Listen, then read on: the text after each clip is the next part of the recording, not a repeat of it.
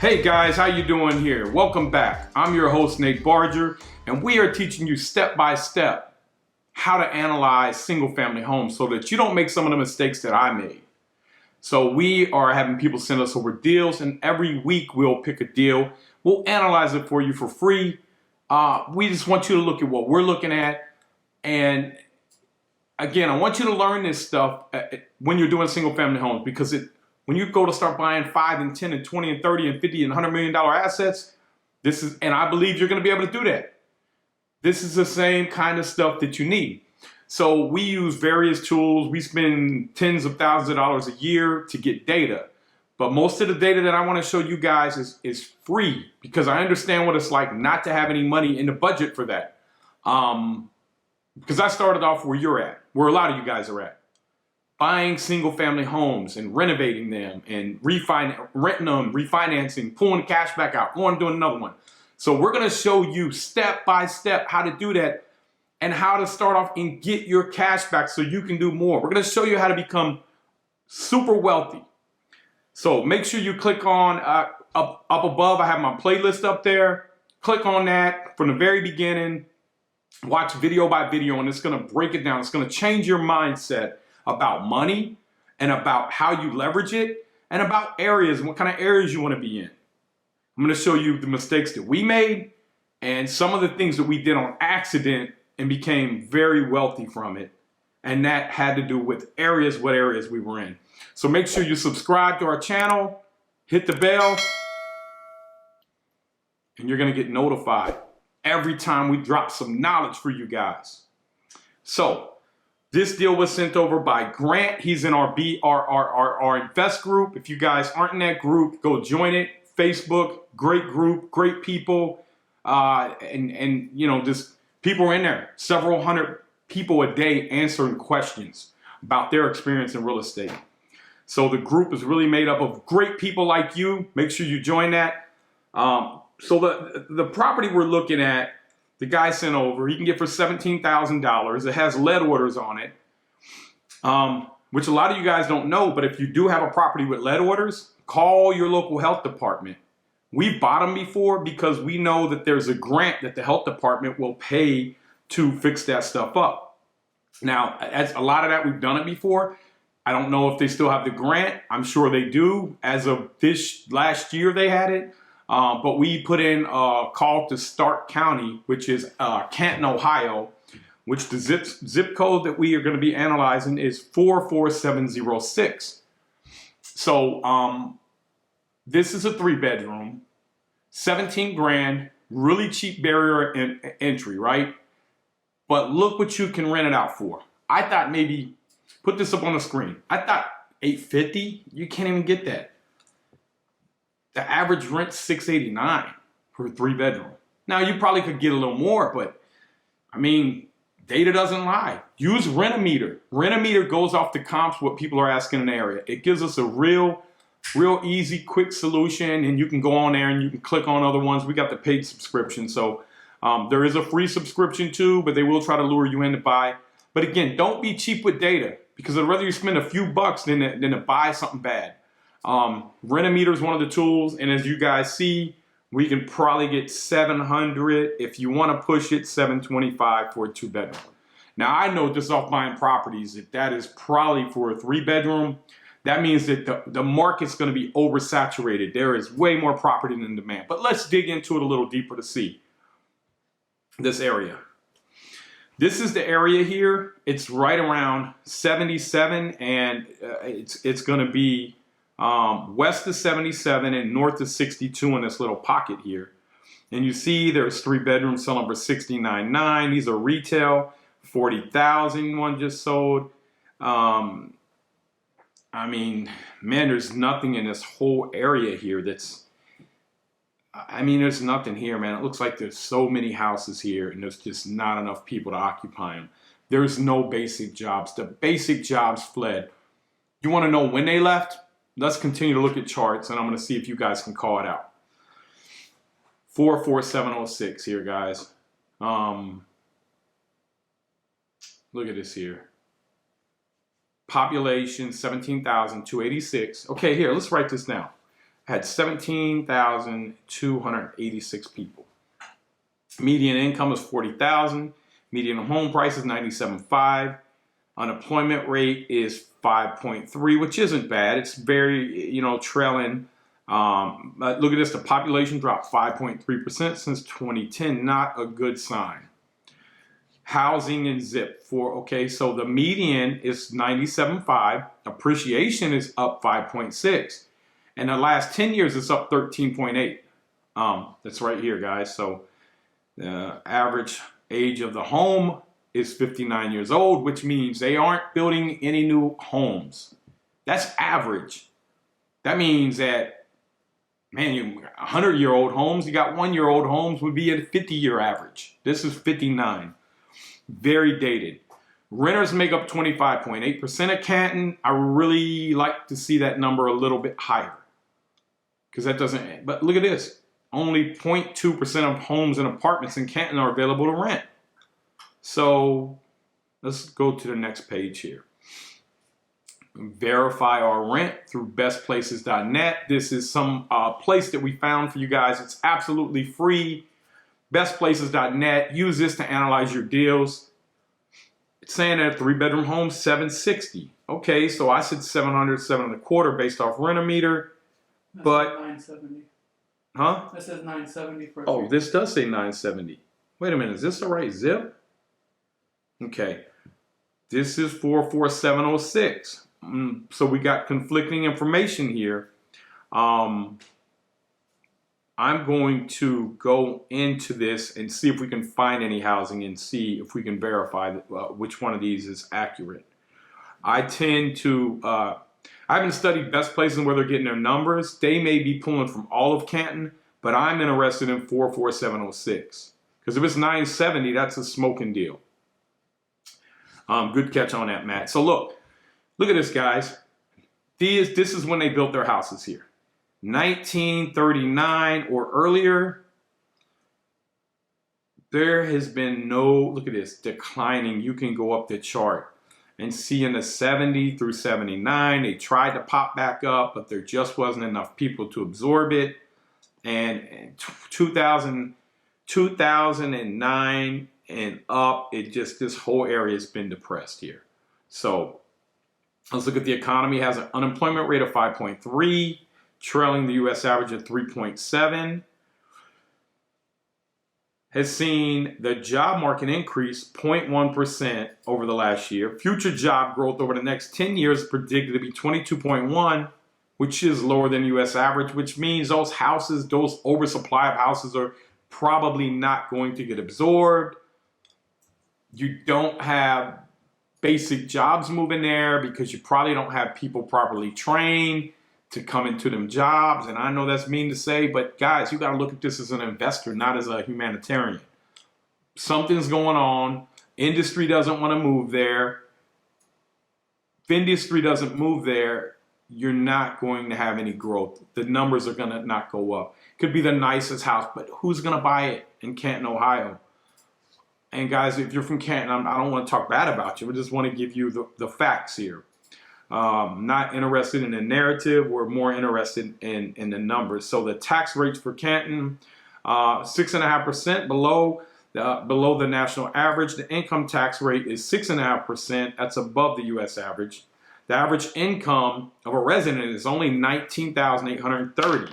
So if we take $19,830 and we divide that by 2,200 hours, which is a work year. I mean, that's only $9 an hour, man. Now, I know that's an average resident and it's skewed because everybody doesn't work, but that's low. The U.S. average is $28,555. The median household income is $40,900. The average is $53,482. So the crime rate is 58.4. That's above the average of 22.7. And the property crime is 77.5. The average is 35.4. So it's double. It's more than double both of those. So that doesn't necessarily scare me though, because a lot of the areas that get gentrified are the areas that have a higher crime rate, that have lower values, but you want to see something growing around it. And if we go back to this map here, you want to see where there is some growth around it. There's nothing. I mean, look at this. There's, you know, this whole area here, there's nothing to tell me, oh, well, look at this. We got $200,000 houses here. No, there's nothing. I mean, you are just blighted, a blighted community. So we got the population. So let's go back to 1990. The population has grown 27.4% in the United States. It's down 14.7%. So right now we know that Canton has a population of 17,286. In 1990, it has 20,262. 2000, 19,183. 2010, 18,246. We want to see that population stabilize before we invest in that area, because if not, you're likely to not have any value increase in your house, and that's where you make your money. If you don't have any appreciation, the property is going to have needs. It's going to have capital needs. It's going to have gutters. It's going to need, you know, furnaces and HVAC units and new cabinets one day, new flooring, new roof. How are you going to pay for this if the property's just staying there in value and you've got cash flow? But the cash flow just allows you to hang on to it while it goes up in value. It's not going up in value. You're going to have to come up with $10,000 to replace this stuff. And the $200 a month, or right here, this $100 a month in cash flow, $150 a month in cash flow you're going to get, it's not going to be worth your time. Look at this population here. It is sliding. It is continuing to slide. We don't see any bumps. Let's look at this graph here. Look at this. Very interesting. 1860, 1880, 1900, 1920. It peaked. It spiked. They must have had a big industry come there. If we went back and we studied what came to Canton, Ohio in the 1920s, you would directly correlate that with a basic job. You would directly correlate this graph here with basic jobs coming, people moving there, migrating there, pushing the population up over, you know, and I did say the population of Canton, I'm sorry, it was more than 20,000. We were talking about that zip code. Population of Canton, Ohio is 69,837. So guys, look at it, 69,837 as of 2020, and it looks like it's continuing to slide. But look at this. This was almost 120,000 people in the 1950s. So you had all this housing built to accommodate 150,000 people. Think about this. They didn't tear all that housing down. It's still sitting there. Run down, a lot of it. Empty, vacant, which means there's an oversupply. And there's still people leaving the city. So this house here is, I mean, this graph says it all. You do not want to buy in this graph. You want to buy this graph in the 1920s. Look at that, in the 1920s, it's spiking. 1900, you really wanted to buy it. If you would have bought a house there in 1900 and sold it in 1920, man, you probably quadrupled your money, because building costs would have shot up. The need for it shot up. But right now, there's a declining need. Just because you can get a house very cheap doesn't mean you want to buy it. Because like I said, if it's not going up in value, you're wasting your time managing it. And this one here, I could truly tell you, I do not see, the median cost is 97.5. Home appreciation's up 13.8%, which is 1% a year compounded probably. Inflation is more than 1%, so it's not really up. It's lagging inflation. And then it says home appreciation in this zip is up 5.6%. That's interest rates shot down and pushed everything up across the whole country. The average age is 59 years. We already talked about that. And so, guys, I would have to say that let's go into, we're going to go in here. We are going to filter out and see what's for rent. We're going to look and see what we can find that's for rent in this area. Okay, so I don't see anything. Am I filtering something wrong? Says no results found. There's some results. There's got to be some. Okay, let's go into Rent-A-Meter and see. There's got to be some. Man, there's nothing being rented up there. Okay, so guys, I told you Rent-A-Meter was right. Best places. I'm gonna have to go in there and figure out why that's wrong. But look at this. The average is 735. Median is 708. So you can get even if you run it at 7.25, guys. Look at this here. Even if you're running it at 7.25, let's look and see. Go see what the property taxes are, what the assessment is here on this place. The history on it. It was rented for 15 grand, and then they pushed the price up. I don't understand that.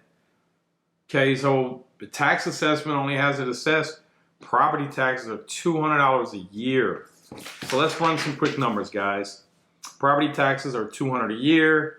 Let's say you can get $725 for this property, and let's say you end up in it for $40,000, which is probably less than you need. So let's say $40,000. The debt on $40,000, we're gonna do about a 3.5, which is 40,000 times indicative rate is going to be 175 basis points higher, which I'll explain that to you guys. 0525. So it's $2,100 a year for debt service. $2,100 a year. It's going to be $800 for taxes. It's going to be $200 for insurance. Property management fee, you're going to say $725 times 12, and then you're going to run vacancy point. I'm gonna run vacancy at 9.2 because you're going to have 8,004 a year. GOI. You're going to have your reserves and maintenance. Reserves are 50 a month, or 50 times 12 is 600 a year. You're going to have your reserves of 600 a year, which is probably low. I would want to do 1,000 a year. You're going to have your turnovers at least $50 a month, which is another 600. You're going to have your your property management fee of 800. You're going to have your taxes on this. Your what do you call it? Your accounting fees. Let's just say you own a couple. It's 125 a year. And let's say you have when it's vacant. So let's see. You have 365 days. You're going to be vacant 8% of the time times 0.08. That's 29.2 days a month that you're going to be vacant, guys. That's what I want you to do. Break the details down. Everybody wonders, how am I going to come up? How am I going to figure out how I'm going to run this? It's all math. So you're going to have to pay for the water, the sewage, the landscaping, the gas and electric for a month. So let's say easy, that's $250 a month. $250 for a month. So guys, let's run a number on this thing. So we think based off of what we have, you can get 725 times 12. That's $8,700 a year gross operating income. Since this is a depressed area, I'm going to run a 92% occupancy. So you got 8,004 coming in. That's your gross operating income. Out of that, we are going to say you're in this thing for 40,000. We are going to say, okay, your debt payment at 3.5%, 30-year AM. It's going to be about $2,100 a year. Your insurance is $800, taxes $200, but they're likely to go at least $400 a year, guys. So I'm going to run them at $400 a year because if they go up, right now they have them valued really low. I want to be safe. Maintenance, $50 a month. That's $600. Reserves at least $1,000. This is an old property, and I don't even feel comfortable with $1,000, but I'm going to put that in there, assuming that in the renovation you're going to be able to take care of all this. $600 a year for turnovers, and I don't think that's for me. I would run higher, but and then we have your CPA, $125 a year. Management fees at 10%, which is $800. Utilities, here, let's figure out utilities. So we have, guys, here's how I want you to figure out your utilities. I don't want you guessing. We got 365 days in a year. We know we're going to be vacant 0.0% of the time. 29.2 days out of the year, which is a month. You're gonna pay for the water, the sewage, the trash maybe, the landscaping around the place. Trash maybe not, but landscaping is gonna be at least 25 a cut, 2 times. I mean, you got your water and sewage, which is probably gonna be at least 30, that's 80. You have your gas and electric, which is gonna be at least 100. So at least $180 a month in utilities. I would say 200 just to make sure I'm covered. So guys, here's what we got. Let's add this up. You got 2,100 plus 800 plus 200 plus 600 plus 1,000 plus 600 plus 800 plus 125 plus 200 plus, if we add the taxes in, another 200. 6,625 minus my 8,000. I'm making $1,300 a year and I have no appreciation. So year 10, when this thing needs a roof and I've made $1,300 total off of it in 10 years, all my money's gone. It didn't go up in value. I would not do this deal. I would look for a better part of Canton. Guys, I hope this is helpful. Send us your deals over. We'll evaluate one every week and we're gonna take you through. Go back and watch our module. Go on here on YouTube, watch our modules that's in the link above. And it's gonna show you how to break this down. We're gonna take you to the next level soon. In the next 6 months, you'll be underwriting $1 million deals. So hang in, learn this stuff, pay attention. If it's hard for you, you still have to just learn it, guys, because this is going to change and elevate your life and make you very wealthy if you can execute it. Thank you for joining and make sure you subscribe, hit the like button, and click on the bell over there. We'll see you soon. Make sure you hit the like button, subscribe to our channel, Nate Barger on YouTube, and hit the bell, and you'll be notified on any new videos that come out.